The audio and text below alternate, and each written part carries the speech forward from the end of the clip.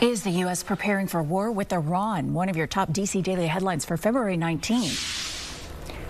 Is the U.S. on the verge of war with Iran? U.S. military assets have been flooding the Middle East and is preparing to strike Iran as early as this weekend, while Iranian troops have been conducting drills overnight with Russia. American warships, dozens of fighter jets, 2 aircraft carrier strike groups are now positioned in the Middle East after direct talks between the U.S. and Iran stalled on Tuesday. Iran looking for 2 weeks to flesh out proposals for a diplomatic program, while the U.S. is demanding that Iran give up its nuclear program and stop enriching uranium. The president reportedly not making a final decision on military action yet, but any strike on Iran would likely be launched in coordination with Israel.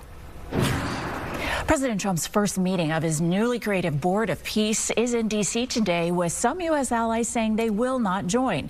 The U.K., the EU, Germany, France, all declining invitations. And Pope Leo also saying this week the Vatican will not join.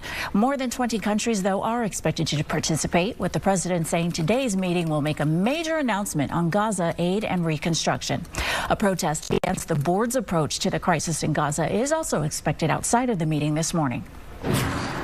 The Trump administration now ordering FEMA to suspend sending aid workers to parts of the country devastated by disaster during the partial government shutdown, now in day 6, even though most deployments are paid for through disaster relief funding, which is not impacted by the shutdown.